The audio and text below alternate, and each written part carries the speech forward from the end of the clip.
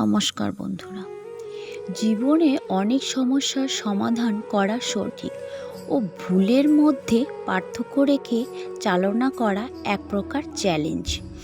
তবে চাণক্য নীতিতে জীবনে সাফল্য অর্জন, ধর্ম, অধর্ম, কর্ম, পাপ ও পুণ্য অনেক বিষয়ে যেমন উল্লেখ রয়েছে, তেমনি সংসার জীবনে স্বাচ্ছন্দ্য বজায় থাকে তারও পরামর্শ দেওয়া হয়েছে। ভাগ্য তো থাকেই, সঙ্গে চাই কঠোর পরিশ্রম। একটি সংসারকে চালানো মুখের কথা নয়। বিবাহিত বা অবিবাহিত থেকেও সংসার চালানো বহুদায়। বর্তমান সময় পরিবারের সকলে একসঙ্গে বেঁধে গোটা সংসারকে টেনে নিয়ে যাওয়া বর্তমান সময়ে আরও কষ্টকর হয়ে দাঁড়িয়েছে। তার মধ্যে মাথা ঠান্ডা রেখে সব কিছু পরিচালনা করা একজন গৃহকর্তা বা গৃহকর্ত্রীর স্পেশাল গুণ বলা যেতে পারে। প্রসঙ্গত আশ্চর্য চাণক্য হলেন একজন মহান রাষ্ট্রনায়ক, কূটনীতিবিদ ও অর্থনীতিবিদ হিসাবে পরিচিত। তার নীতিগুলি এখনও চাণক্য নীতি নামে বিশেষ বিখ্যাত। শুধু দেশের মধ্যে আবদ্ধ নয়, বিদেশেও এই নীতিগুলি মেনে চলেন ভক্তরা। তেমনি চাণক্য নীতি অনুসারে বাড়ির একমাত্র ছাতার মধ্যে কি কি গুণ থাকা উচিত, সেই গুণের আধারে একটি সংসার রাজার হালে চলতে পারে তারও উল্লেখ রয়েছে। নাম্বার 1, অযথা ব্যয় করা বন্ধ করুন। আচার্য চাণক্যের মতে বাড়ির প্রধানকে বিচারক ও বুদ্ধিমান হতে হবে। এছাড়া পরিবারের চাহিদার কথা মাথায় রেখে অর্থব্যয় সীমিত রাখা উচিত। এছাড়া পরিবারের সদস্যদের অযথা খরচও বন্ধ করা উচিত। এর মাধ্যমে পরিবার দ্রুত উন্নতি হয় ও ভবিষ্যতের জন্য সম্পদ সঞ্চয় করাটাও আরও সহজ হয়ে ওঠে। নাম্বার 2, শৃঙ্খলা। পরিবারের শৃঙ্খলা বজায় রাখতে পারেন একজন বাড়ির প্রধান। শৃঙ্খলা মানুষকে আরও সংযত রাখতে সাহায্য করে। তাই বাড়ির শৃঙ্খলা বজায় রাখলে যে কোনো কাজে সফল হওয়ার সম্ভাবনা তৈরি হয়। এর মাধ্যমে বাড়ির সদস্যরা জীবনে উন্নতি করতে সক্ষম হয়। নাম্বার 3, পরিবারের কারোর সঙ্গে বিষম সৃষ্টি করবেন না। পরিবারের সদস্যদের মধ্যে কখনোই বিষম করা উচিত নয়। তার থেকে বরং সকলের মধ্যে একই চেতনা থাকা উচিত। তাতে সকলের জন্য সমান নিয়ম কানুন তৈরি করা উচিত। নাম্বার 4, দ্রুত ও সঠিক সিদ্ধান্ত নেওয়ার ক্ষমতা। চাণক্য নীতি অনুসারে যে কোনো পরিস্থিতিতেই সঠিক ও দ্রুত সিদ্ধান্ত নেওয়ার ক্ষমতা থাকতে হবে একজন গৃহকর্তা বা গৃহকর্ত্রীর। কারণ পরিবারের প্রধানের নেওয়ার সিদ্ধান্তগুলি পরিবারের সকলের জন্য খুবই গুরুত্বপূর্ণ। তাই সেই সিদ্ধান্ত যেন কারোর কাছে ক্ষতিকর হয়ে না ওঠে, সেদিকেও খেয়াল রাখতে হবে।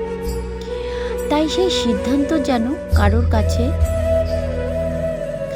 পরিপূর্ণ তৃপ্তি নিয়ে কুঁড়ে ঘরে থাকাও ভালো। আপত্তি নিয়ে বিরাট অট্টালিকা থাকার কোনো সতর্কতা নেই। অভাব যখন দরজায় এসে দাঁড়ায়, ভালোবাসা তখন জানালা দিয়ে পালায়। অনেক কিছু ফিরে আসে, ফিরিয়ে আনা যায়, কিন্তু সময়কে ফিরিয়ে আনা যায় না। আপনি যদি গরিব হয়ে জন্ম নেন তাহলে সেটা আপনার দোষ নয়, কিন্তু গরিব হয়ে থেকে মারা যান তবে সেটা আপনার দোষ। নেকড়ে পালের সাথে বসবাস করো, তুমি বিড়াল হয়েও একদিন গর্জন হয়ে শিখবে। যদি খুব ভালো কিছু করতে না পারো তবে ছোট ছোট কাজও খুব ভালো করে করো। বাবা হলেন একটি বাড়ির ছাদ, সে নিজে পুরে সন্তানদের ছায়া দেয়, কিন্তু মুখ ফুটে কিছু বলে না। ভাগ্য সবার দুয়ারে আসার জন্যই অপেক্ষা করে, কিন্তু উপযাচক হয়ে আসে না, ডেকে আনতে হয়। আমাদের বাকিদের চেয়ে স্মার্ট হতে হবে না, আমাদের বাকিদের চেয়ে বেশি শৃঙ্খলাবদ্ধ হতে হবে।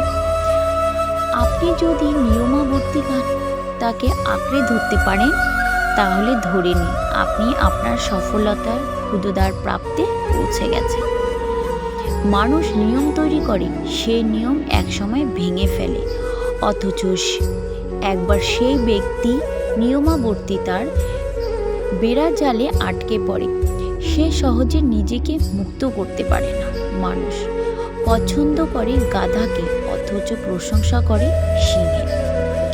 সেই সিদ্ধান্তটা তোমারই কঠিন হয়ে মনে হয়, জেনে রাখো সেটাই সঠিক হবে।